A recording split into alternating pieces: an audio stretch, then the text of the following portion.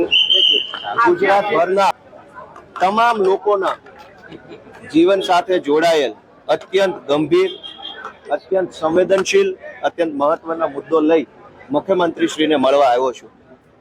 છેલ્લા કેટલાક વર્ષોથી ગુજરાતમાં નાની ઉંમરની દીકરીઓને ભગાડી જવાના કે ભાગી જવાના બનાવો ખૂબ વધી રહ્યા છે.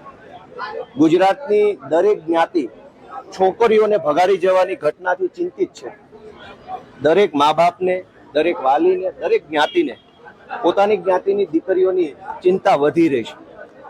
નાની નાની ઉંમરની છોકરીઓને અમુક છોકરાઓ ભગાડી જાય છે અને પાછળથી ઘણા બધા પ્રશ્નો બને છે. આજે હું આ અતિ સંવેદનશીલ મુદ્દા ઉપર બહુ મહત્વના બે સૂચન લઈ અને મુખ્યમંત્રી સાહેબને મળવા માટે આવ્યો છું. આપણે ત્યાં સમાજમાં એવું જોવામાં આવ્યું છે કે હવે સમાજ શિક્ષણના કારણે, ટેકનોલોજીના કારણે, આધુનિકતાના કારણે સમાજ થોડોક ઉપર આવ્યો છે. જૂના જમાનામાં 16 વર્ષે, 17 વર્ષે, 18 વર્ષે દીકરીના લગ્ન થઈ જતા હતા.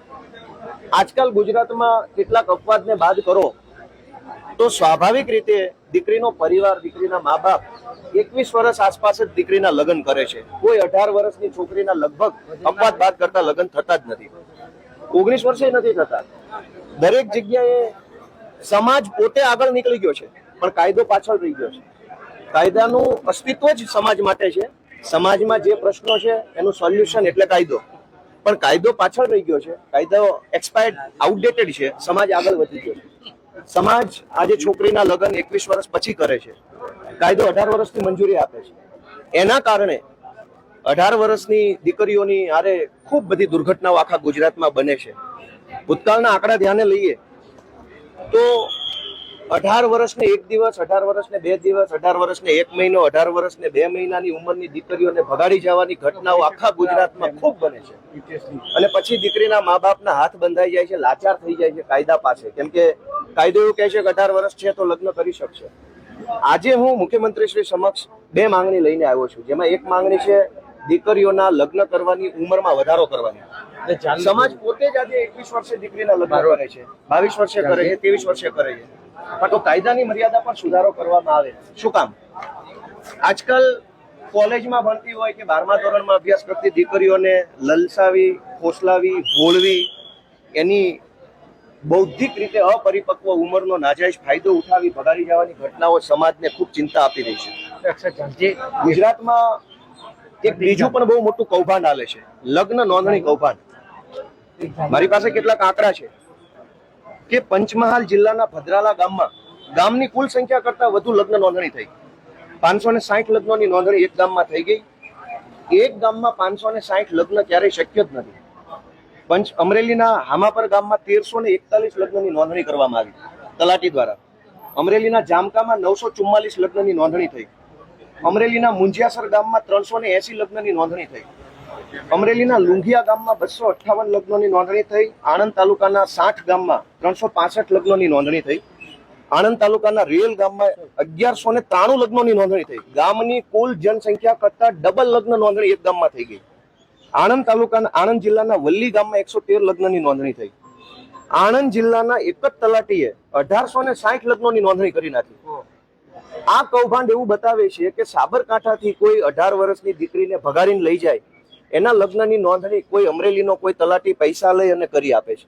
અમરેલીથી કોઈ 18 વર્ષની દીકરી ભાગી જાય કે ભગાડીને લઈ જાય, એની લગ્ન નોંધણી સાબરકાંઠાનો કોઈ તલાટી 10,000 રૂપિયા લઈને કરી આપે છે.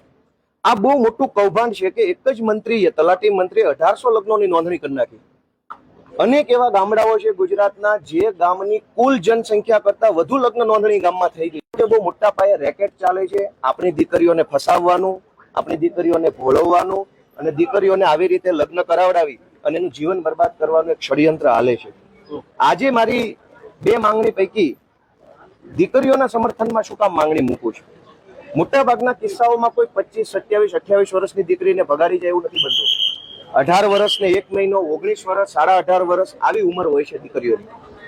હવે આપણે વિચારીએ કે 18 વર્ષ કે 19 વર્ષની દીકરીને ભગાડીને લઈ જાય તો સૌથી મોટી સમસ્યા એ છે કે દીકરીનું ભણતર બગડે છે. 18 કે 19 વર્ષની ઉંમરની દીકરી હંમેશા કોલેજમાં પહેલા વર્ષ, બીજા વર્ષ કે કોલેજ આસપાસની એની ઉંમર હોય. ચાલુ કોલેજે કે કોલેજ પૂરું કરીને દીકરીને ભગાડી જવામાં આવે, ગોળવીને, ફોસલાવીને, લલચાવીને કોઈ પણ રીતે, તો સૌથી મોટી તકલીફ એ દીકરીનું ભણતર બગડે છે, એનું ભવિષ્યની એને નોકરી મળવાની હોય એ બધી તકલીફો વધે છે.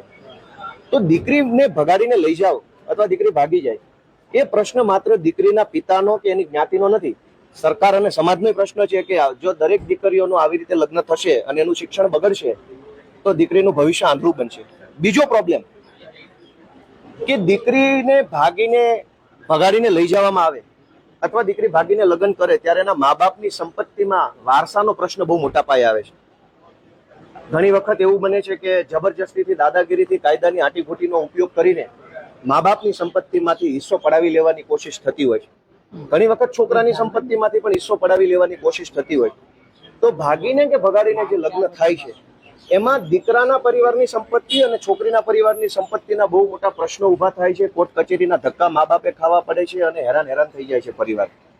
ત્રીજો પ્રશ્ન કે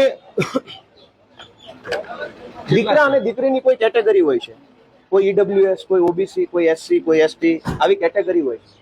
દીકરીની કેટેગરી અલગ હોય, છોકરાની કેટેગરી અલગ હોય. બે અલગ અલગ કેટેગરીના છોકરા છોકરી લગ્ન કરે એનાથી જે સંતાન જન્મે એની કેટેગરી કઈ? ઓબીસી પુરુષ હોય અને એસસી કોઈ સ્ત્રી હોય અથવા એસસી પુરુષ હોય અને ઓબીસી સ્ત્રી હોય, એનાથી જે બાળક જન્મે એ બાળકની કેટેગરી કઈ?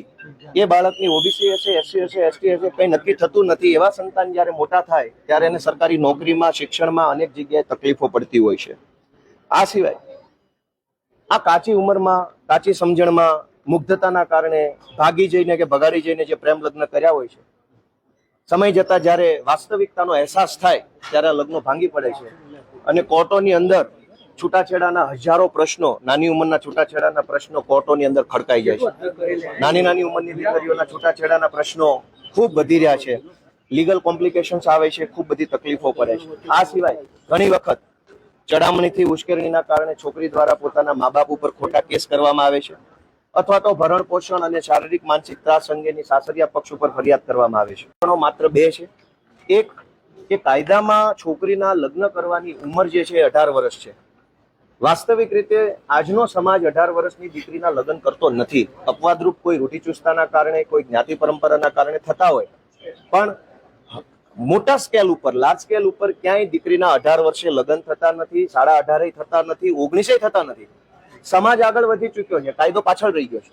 તો હું મુખ્યમંત્રીશ્રીને એક રજૂઆત કરવા આવ્યો છું કે પહેલા કાયદો પાછળ રહી ગયો છે, સમાજ આગળ નીકળી ચુક્યો છે, તો કાયદામાં સુધારો કરી દીકરીના લગ્નની ઉંમર 21 વર્ષ કરવામાં આવે તો દીકરીનું ભણતર પૂરું થઈ શકે, સારી રીતે રહી શકે. અને બીજું કે અત્યારે જે લોકો ભાગી જાય છે અથવા ભગાડી જાય છે એને એક માફિયા નેટવર્ક દ્વારા મદદ કરવામાં આવે છે. લગ્ન કરાવવા માટેના એજન્ટો છે અને માફિયા નેટવર્ક છે.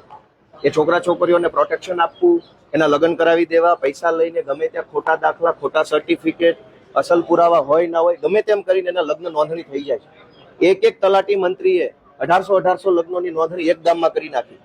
જે ગામની જનસંખ્યા જ 1800 નથી, એ ગામમાં 1800 લગ્નોની નોંધણી એ મોટું ષડયંત્ર છે. મારી ગુજરાતના મુખ્યમંત્રી પાસે માંગણી છે કે જો ભાગી જનાર કે ભગાડી જનાર છોકરીના લગ્નની નોંધણી એનું કાયમી નિવાસ સ્થાન એટલે કે એના આધાર કાર્ડમાં જે સરનામું છે એ જ ગામમાં નોંધણી કરવાનો કાયદો લાવવામાં આવે. અત્યારે શું થાય છે કે ભાવનગરથી કોઈ ભાગી જાય, એના લગ્નની નોંધણી અમદાવાદમાં થઈ શકે છે. એક વાહન લઈએ, મોટર કાર, તો મોટર કારનું અમદાવાદથી ખરીદેલી ગાડીનું જુનાગઢમાં રજીસ્ટ્રેશન નથી કરાવી શકાતું. તો લગ્નનું રજીસ્ટ્રેશન 3 જિલ્લા પછીના જિલ્લામાં કેમ થઈ શકે છે? એક નિર્જીવ કારનું રજીસ્ટ્રેશન પણ સેમ જિલ્લામાં થઈ શકતું હોય તો લગ્નનું રજીસ્ટ્રેશન અલગ જિલ્લામાં કેમ?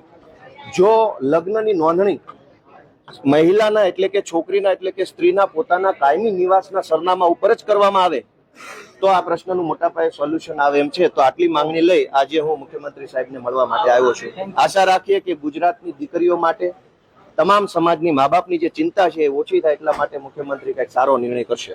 Okay, thank you.